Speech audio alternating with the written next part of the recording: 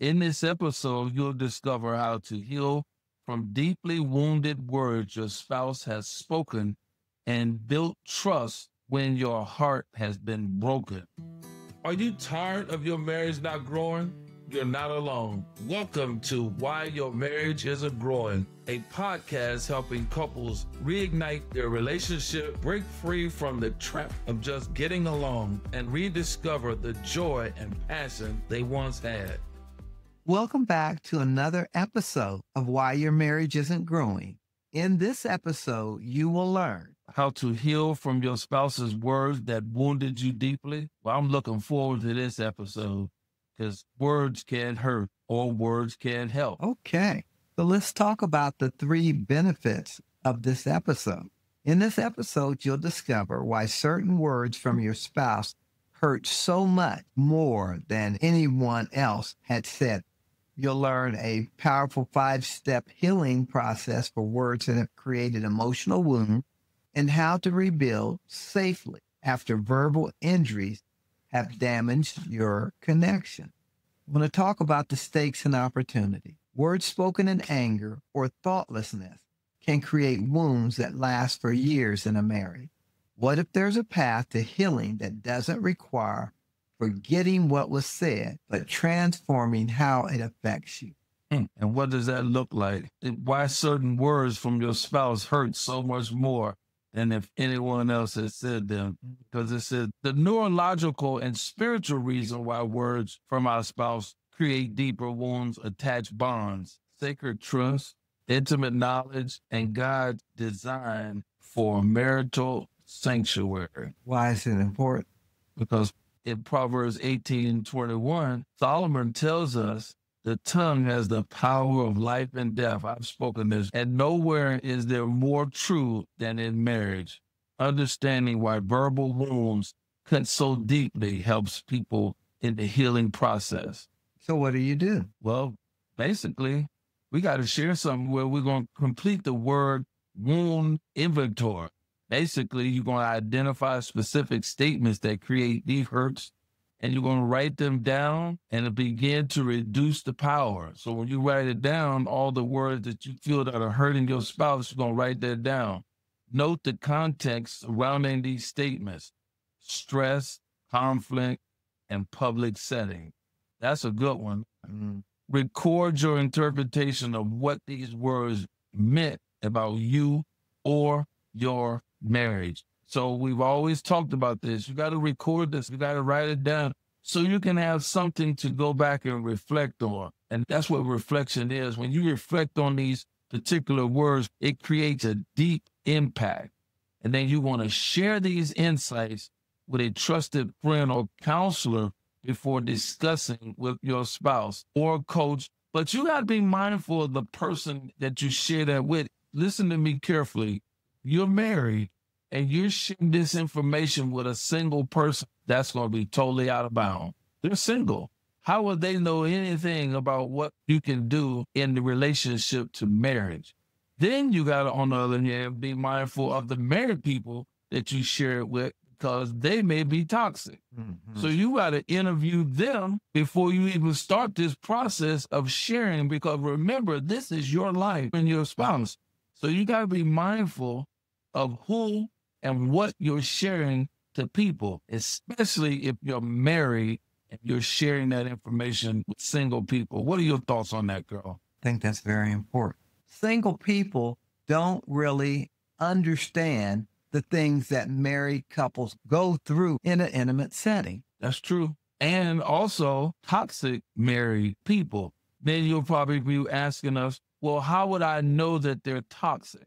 You're going to ask them some open-ended questions like a good lawyer would do. And if you really don't understand what questions to ask, then just sit and have a conversation with them about their marriage and ask them to be 100% transparent with you, meaning pulling back all the layers, taking that mask off. If they're not willing to be 100% transparent with you and taking the mask off, how can you trust what they say to you as advice for you can take back and share with your spouse? You can't, because all you're going to do is just be adding toxic with toxic. You're trying to prevent it. or improve your term. relationship And who you share with. and who you share with. Be mindful of who you share your stuff with. For point number 2, I want you to understand these 5 powerful step-by-step healing processes for the words that have created emotional wounds. So let's talk about what it is. And the focus is on the word heals. The heals framework for processing and recovering from verbal wounds in marriage. Honor the hurt power. Honor the hurt. Examine the context.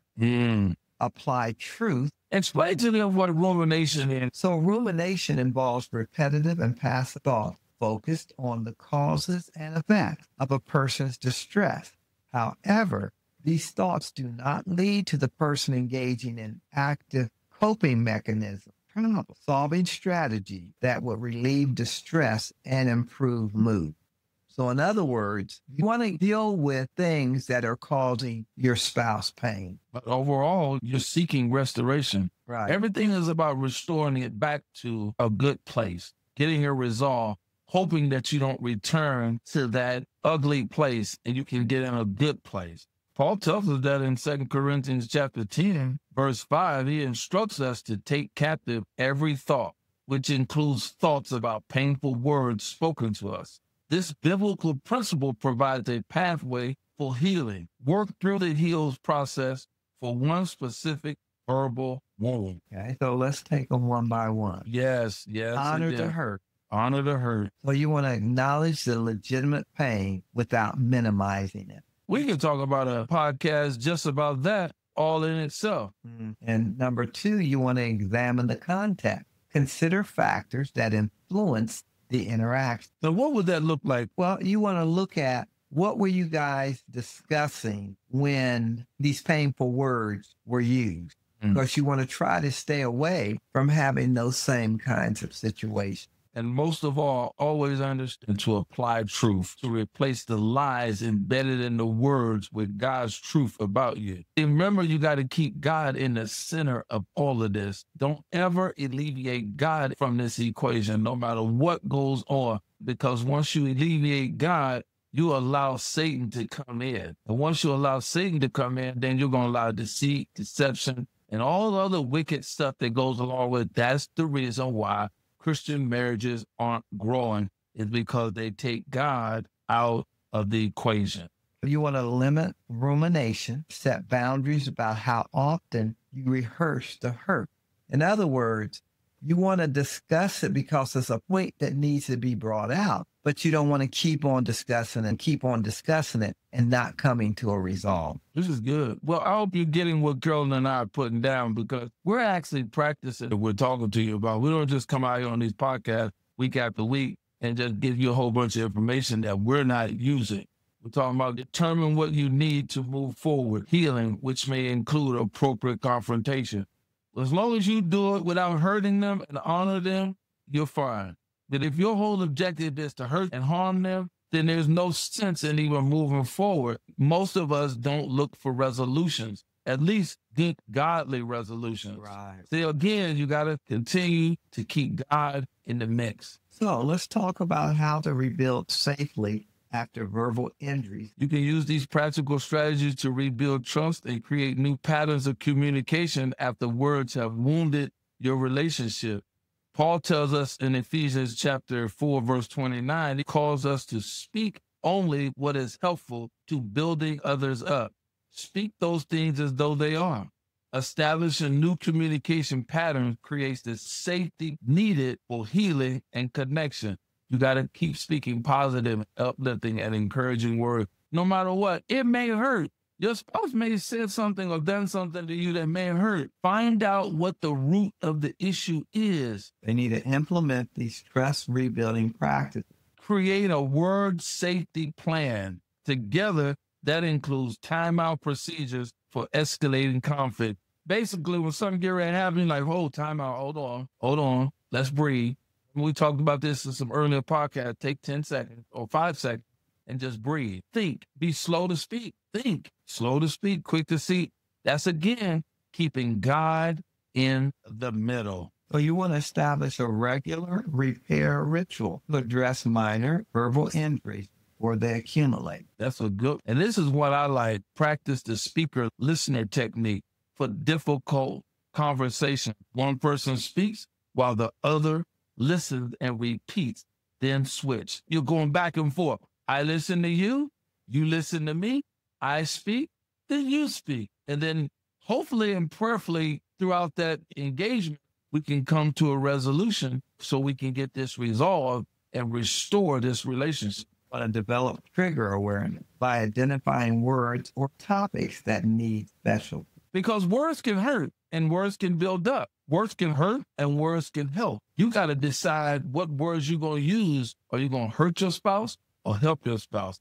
Or you're going to use words that heal your spouse? And then most importantly, just celebrate the progress with healing markers that acknowledge positive communicated changes. Just keep looking at each other saying, listen, I know I might not be doing the things right, but I'm working toward being better. And as long as you're acknowledging and owning it, remember we talked about this previous podcast, just own it. When you own it, it's good. But when you don't own it, then what happens is you're still dealing in doubt and unbelief, and it's just going to create a whole bunch of mess, and you're not going to move anywhere. And stagnant water is going to die. So let's talk about how this could be brought together.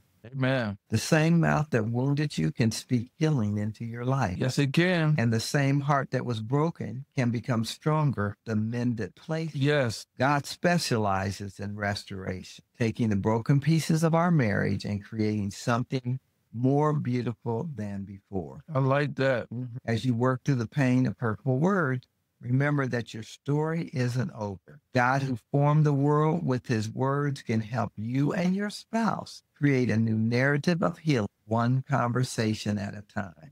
I love that. I love that. I hope those words found you in a right place and words of encouragement. The God who formed the world with his words can help you and your spouse create a new narrative for healing.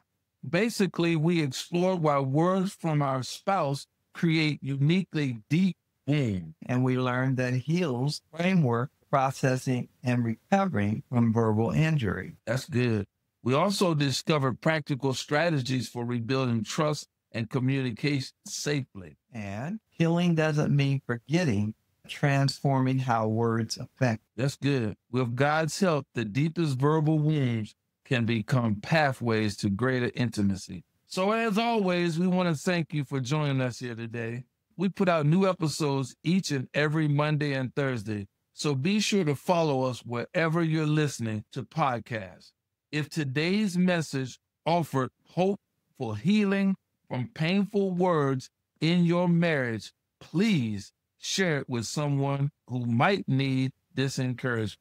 To God be the glory.